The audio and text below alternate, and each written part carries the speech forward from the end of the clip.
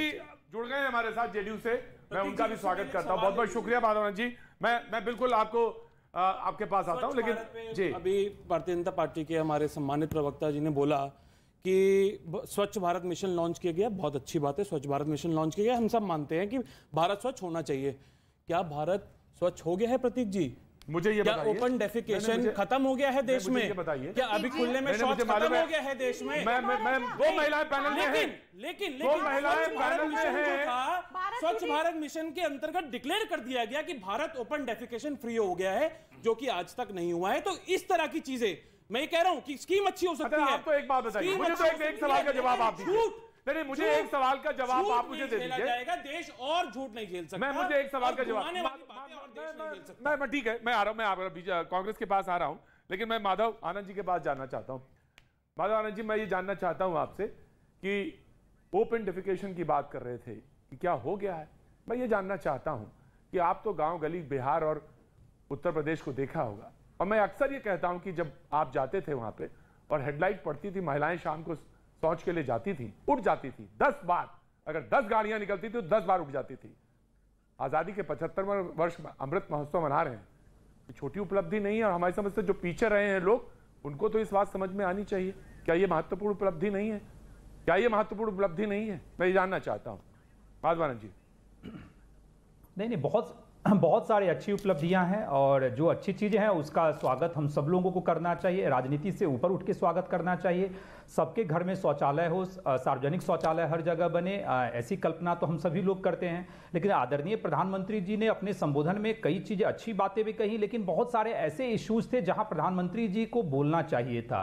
जैसे भारतीय अर्थव्यवस्था, ट्रिलियन की हम लोग बात कर रहे थे कि भारतीय अर्थव्यवस्था को जैसे ट्रिलियन में ले जाना है। आज कोई अर्थव्यवस्था की बात करने वाला नहीं है। रोजगार की स्थिति क्या है पूरे भारतवर्ष में, रोजगार पे आदरणीय प्रधानमंत्री जी को बोलना। मैं ये जानना चाहता हूं कि परिवारवाद पे उन्होंने, माधव जी, मैं ये जानना चाहता हूं, राजनीतिक शुचिता की बात हो रही है जिसकी तरफ बीजेपी के प्रवक्ता ने इशारा किया। मैं कांग्रेस की प्रवक्ता के पास जाना चाहता हूं। उन्होंने कहा कि नारी से या स्त्री से संबोधित जो अपशब्द हैं कहे जाते हैं, क्या ये एक स्टेप उस तरफ नहीं है जहां पे हम बहुत सारी बात भ्रष्टाचार या शुचिता की तरफ बढ़ते हैं या कहते हैं? इसका स्वागत होना चाहिए या नहीं? प्रतीक जी, मैं सबसे पहले तो कहना चाहूंगी कि प्रधानमंत्री जी ने भ्रष्टाचार पर जो बात कही या परिवारवाद पर बात कही, मेरे माननीय जो साथी हैं, प्रवक्ता हैं, उन्होंने इस बात का जवाब नहीं दिया। खैर छोड़िए, अभी मैं महिलाओं की तो आपको तो थोड़ा सांस मिल गई होगी ना जब इन्होंने नहीं बोला उसमें, क्योंकि इनके पास जवाब है नहीं।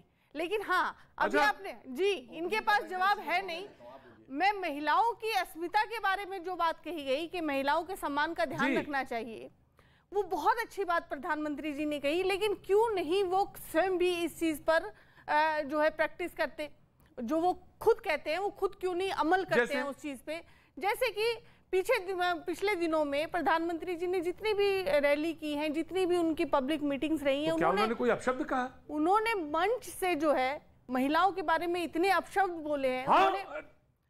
उन्होंने मंच से महिलाओं के बारे में अपमानजनक शब्दों का इस्तेमाल करते हुए और महिलाओं के बारे में ऐसे करा। ये शब्द उन्हीं के थे जब उन्होंने कहा। एक महिला और है, मैं उनको पहले चांस देना चाहता हूँ।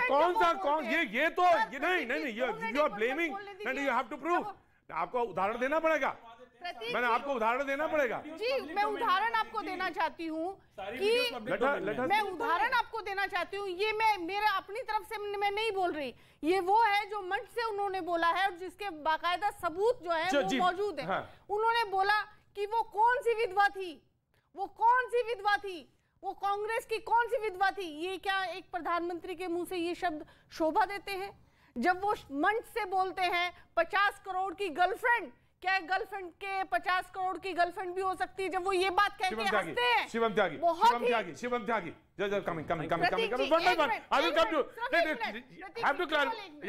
प्रतीक जी, जब वो 50 करोड़ की गर्लफ्रेंड कह के ठहाका लगाते हैं, क्या वो एक प्रधानमंत्री को शोभा देता है? क्या वो जब जर्सी गाय बोलते हैं ये प्रधानमंत्री को शोभा देता है? जब वो मंच से बोलते हैं कि जो है लड़की अचार बेचेगी तो ज्यादा बिकेगा, क्या ये एक प्रधानमंत्री को शोभा देता है? Right, I've taken your point, या जवाब देंगे तो क्या याद और दिला दो, बंगाल के चुनाव में दीदी ओ दीदी, दीदी ओ दीदी, और ये भी कहा कि दीदी की स्कूटी सिंगूर में पलटेगी, दीदी की स्कूटी सिंगूर में पलटेगी। ये महिलाओं का अपमान नहीं था। जिस तरह से बोका मानूस, आपको मैं बताती हूँ, पूरे बंगाल के चुनाव में मैं वहां रही हूँ, जिस तरह से दीदी अपने मन से उनको बोका मानूस कहती थी, जिस तरह से उनके लिए अपशब्द कहा जाता था, आपको पता नहीं है रैलियों में किस तरह से, अरे जनता ने किसको जनता ने जिता दिया? तो एक मिनट जवाब दीजिए, जनता ने उनको जिता दिया, जनता ने इनको क्यों जिता दिया? याद दिलाना तो हमारा काम है। आप याद दिलाइए, याद दिला दें, याद दिलाइए तो है नहीं। इसमें कांग्रेस की पीएचडी और महिलाओं के बारे में ममता की पार्टी, ममता जी ने जिस तरह से प्रधानमंत्री के लिए या किसी भी के लिए जितना अपशब्द बोला है वो तो रिकॉर्ड में है, और आप कहीं भी उठा के देख लीजिए मन से किस तरह से उनके बारे में इतनी घटिया बातें की गई है, और आप उनको डिफेंड कर रहे हो। शिवम त्यागी, आपने 40 सेकंड इनको अलग अलग करके दिया, सबको 30-30 मिला, मुझे टोटलिटी में 40 दे दीजिएगा। जब स्मृति ईरानी जी को बैठकर बोला गया कि उनका क्या ऐसा संबंध है, क्या क्या चीजें हैं, इनके एक नेता का नाम नहीं लेना चाहता मैं एक प्रेस कॉन्फ्रेंस में, तो वो तो बड़ा सम्मान था।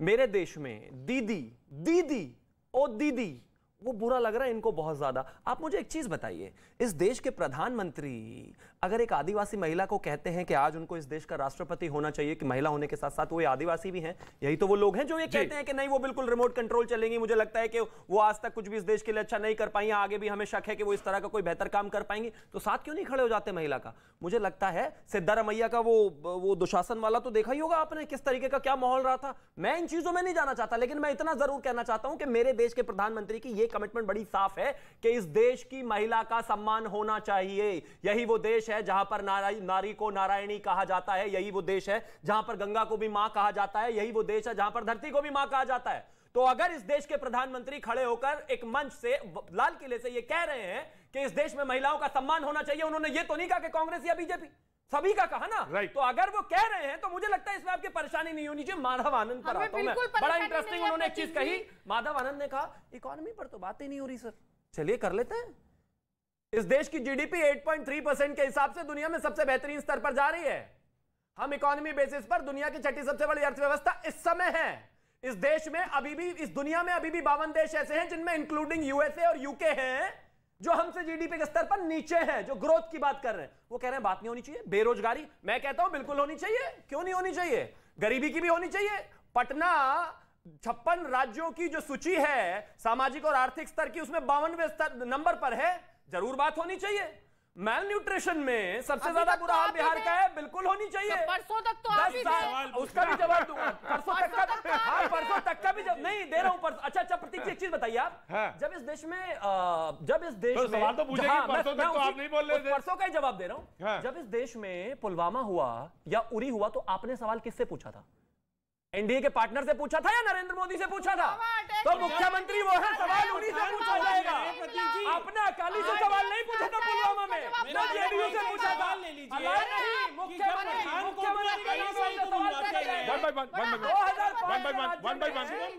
2005 से राज्य में है, मुख्यमंत्री हैं। मतलब अगर देश में कुछ भी होता है तो अलाई से सवाल नहीं पूछा जाएगा, लेकिन यहाँ पर अलाई से सवाल पूछा जाएगा क्योंकि बिहार का मसला है। कितना हास्यास्पद है कि भाजपा खुद को ही कटघरे में खड़ा कर रही है। कल जो है प्रधानमंत्री जी ने खुद को कटघरे में खड़ा किया, आज जो है बीजेपी प्रवक्ता जो है वो खुद को कटघरे में खड़ा कर रहे हैं, खुद ही अपनी बातों में उलझते हैं। सेम यही चीज जो है प्रधानमंत्री भ्रष्टाचार पे कह रहे हैं, मुझे लगता है जब इस देश में कोई दिक्कत होती है केंद्र में तो नरेंद्र मोदी जी से सवाल पूछा जाता है या अकाली से पूछा जाता है या नीतीश कुमार जी से पूछा जाता था, जेडीयू से? सरकार के मुखिया से सवाल पूछा जाता है ना, अभी भी सरकार के मुखिया से ही सवाल पूछा जाता है। नरेंद्र मोदी जी की फोटो लगती है, जो राशन मिल रहा है उसमें नरेंद्र मोदी जी की फोटो लगती है, तो सवाल किससे पूछा जाए? नरेंद्र मोदी को पूछा जाएगा, राशन पर किससे पूछे बताइए? सवाल मंत्री से पूछे, जैसे नरेंद्र मोदी जी से सवाल पूछा जाता है, ऐसे ही राज्य के मुखिया नीतीश कुमार जी से सवाल ऑफकोर्स आप पूछिए, मैं आ रहा हूँ माधव आनंद के पास आ रहा हूँ, मैं आ रहा हूँ। सवाल नहीं पूछा गया, बस ये बताइए प्रधानमंत्री कॉन्फ्रेंस कब करेंगे? अरे आप एंकरिंग नहीं करें, मैं बोल रहा हूँ, आप बोलने दीजिए, आप बोलने दीजिए, आप डिबेट सुन रही है, आप भी बोलते रहे, आप बोलने बता दीजिए, आप बोलने दीजिए। भ्रष्टाचार कॉन्फ्रेंस ही अगर पैमाना है तो राहुल गांधी जी आए दिन बोलते रहते हैं, कौन सीरियसली ले रहा है जी? आपने सीरियसली ली होती कोई पैमाना नहीं है, बेहतर बोलना नहीं, बेहतर बोलना अगर पैमाना है तो तुम्हारे विश्वास को प्रधानमंत्री बना दीजिए। कमाल, राहुल गांधी जी ने बोला बेहतर बोलना और बोलना पैमाना नहीं है, देश के लिए काम करना। तब आपको बात माननी चाहिए थी राहुल गांधी जी की। ईशान त्यागी,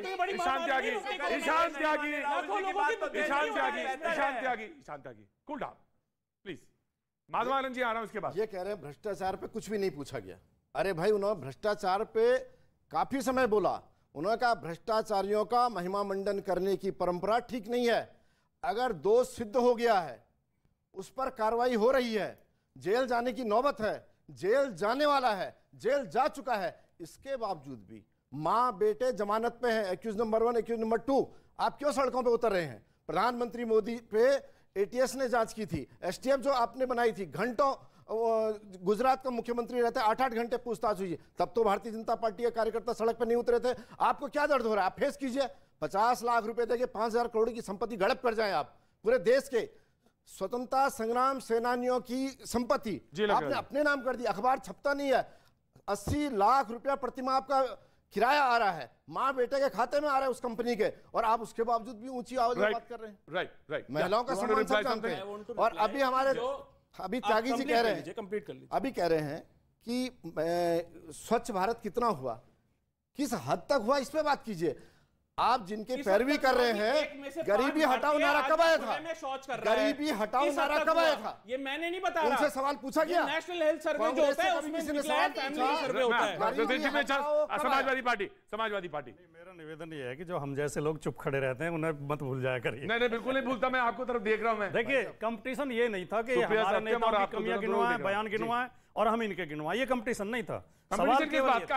सवाल केवल ये था कि जब माननीय प्रधानमंत्री महिलाओं का सम्मान करने के लिए लाल किले की प्राचीर से भाषण दे रहे थे, तो उन्हें अपने बोले गए अपशब्द याद करने चाहिए थे और उनके लिए कम से कम खेद व्यक्त कर देते। जब प्रधानमंत्री जी ये बोल रहे थे, मुझे एक मेरे मित्र हैं दीक्षित धनकौरी, उनका एक शेर याद आ रहा था जो वो कह रहे थे महिलाओं के प्रति अपशब्द नहीं बोलने चाहिए, कि पंछी की पीड़ा पर जिसने सुंदर गीत सुनाया है, अभी अभी वो एक तंदूरी मुर्गा खाकर आया है। बिल्कुल, तो ऐसे उपदेश का कोई फायदा नहीं होता। आप सबके बीच में चिल्लाएंगे? नहीं, सबके बीच में चिल्लाएंगे आप? तो आप कृपया सुनिए, आप जो पाठ पढ़ा रहे हैं, बहन मेरी बात सुनिए। अरे आप भैया, आप मेरी बात सुनो कि आप जो बोल रहे हो तो समाजवाद का तो पुराना रिश्ता रहा है। आप देखो ना, लड़कियां खींच ली जाती थी, लड़कियां खींच ली जाती थी। आप बुलंदशहर का क्यों भूल रहे हो? मैं बोलूं? आप बोलिए, बिल्कुल। मैं बोलूं? आप बुलंदशहर, मैं किसी पार्टी, नहीं बिल्कुल याद है। आप ये टाइम था वो, ईशान त्यागी, सुप्रिया सत्यम, ये टाइम उनका था। ईशान त्यागी, ईशान त्यागी,